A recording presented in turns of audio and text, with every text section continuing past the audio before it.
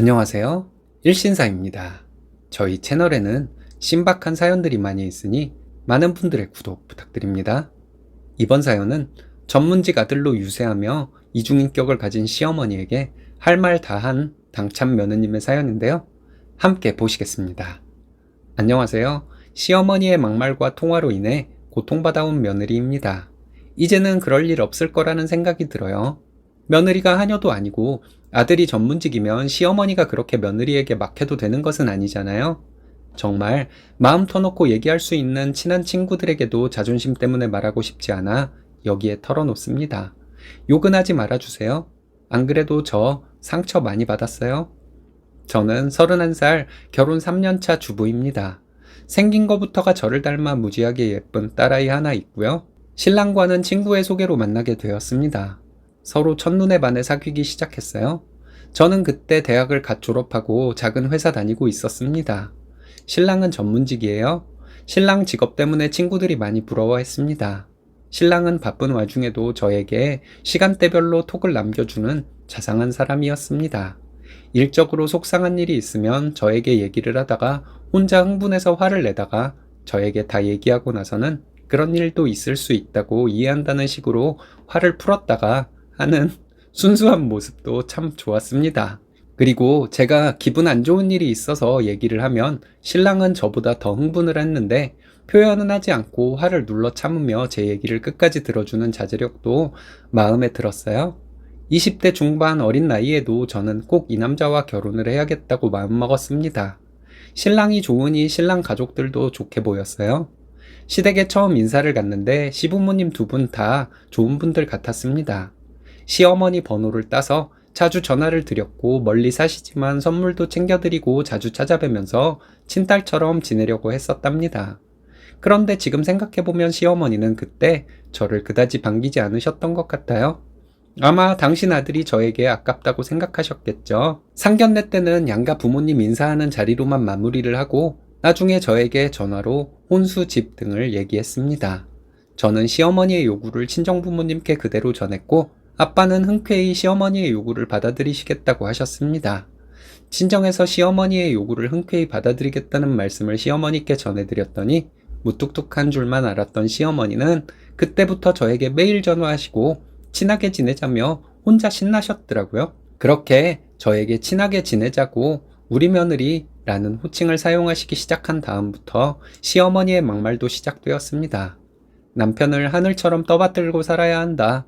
요즘 맞벌이 한다고 남편에게 집안일 시키는 못된 것들이 많은데 너는 그러면 안 된다. 직업 좋은 우리 아들과 결혼하려면 너보다 훨씬 조건이 좋아야 하는데 너희끼리 좋다는 걸 내가 어쩌겠니? 등등 정말 제 자존심을 긁는 말씀들을 천연덕스럽게 잘도 하셨습니다.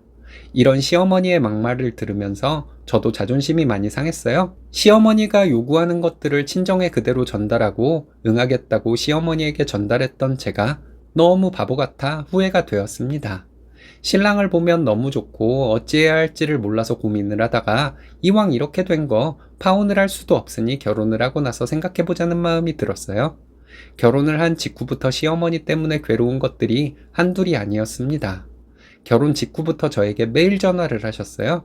결혼 전에 시어머니가 제 자존심을 긁는 말씀들을 많이 해서 정이 떨어진 상태라 시어머니의 전화를 애써 반가워하는 척은 하지 않았습니다.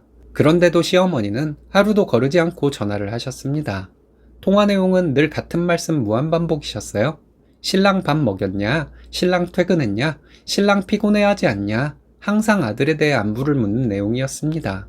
통화 내용에서 아들의 안부를 100개를 묻더라도 그 중간에 어머님이 일도 하고 아이도 돌보느라 너도 많이 힘들지? 이 한마디만 하셨더라도 제가 어머님께 그렇게 감정이 상하지는 않았을 것 같은데요.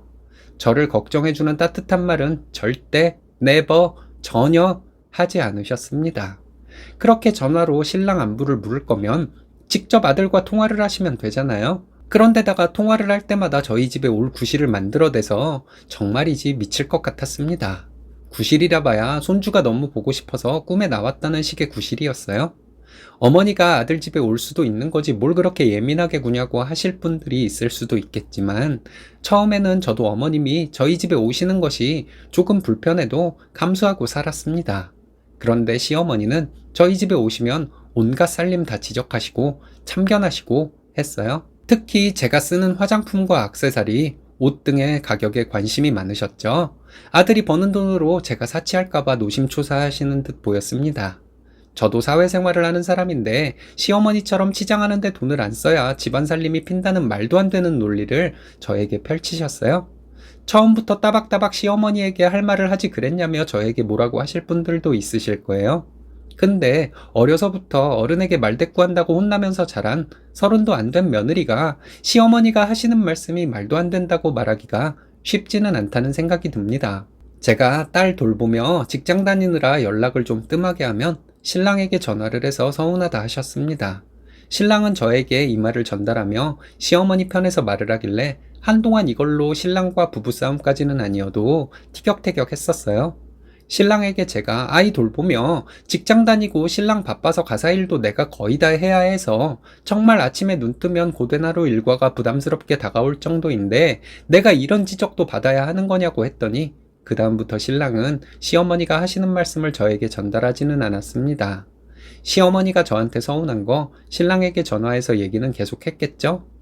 시어머니는 저를 타박하시는 말씀을 꼭 저와 둘이 있을 때만 하셨습니다. 신랑과 함께 있을 때는 자상한 척, 저와 단둘이 있을 때는 아나무인과 같은 말과 행동이 스트레스를 가중시켰는데요. 너네 엄마가 이것이 저희 친정엄마를 일컫는 말씀이셨어요.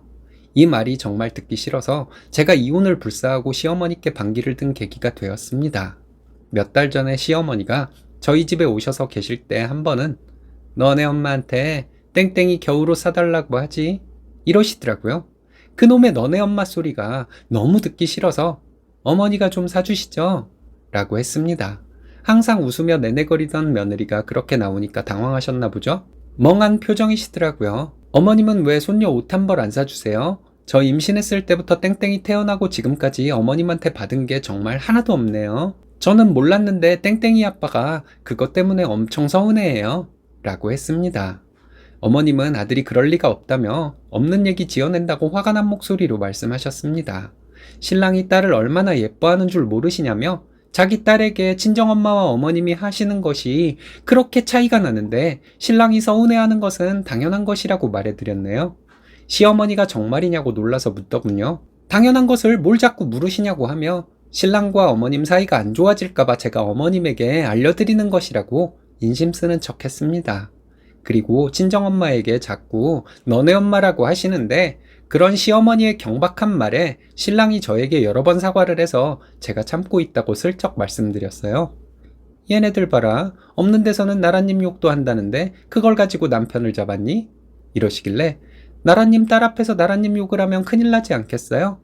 라고 했습니다. 그날은 왜 그랬는지 제가 그렇게 없는 말 섞어가면서 무슨 말대꾸의 날인 것처럼 시어머니에게 말대꾸를 계속했네요. 그런 일이 있은 후부터 시어머니는 저에게 말과 행동을 좀 조심하시는 것 같았습니다. 얼마 전에 전화를 하셔서는 뜬금없이 당신이 결혼 초에 막말을 해서 미안하다고 너네 친정에서 안 도와줄 것도 아니었는데 설레발쳐서 미안하다고 하시는 거예요. 그러면서 저에게 그때 일은 그냥 잊어라 이러시는데 저는 못 잊겠다고 말씀드렸습니다. 그러지 말고 잊고 다시 잘 지내보자 이러시는 거 있죠? 제가 언젠가부터 살갑지 않게 기본적으로 해야 할 것들만 하니 어머님도 무슨 생각이 드셨던 것 같아요. 그래서 저도 막말 좀 했습니다. 저는 어머니가 결혼 전에 하신 막말에 정이 다 떨어졌어요. 결혼 후에 어머니 태도에 남은 정도 다 떨어졌고요. 그리고 제가 제일 혐오하는 사람이 남에게 상처 주고는 쿨한 척하면서 잊으라고 하는 사람이에요.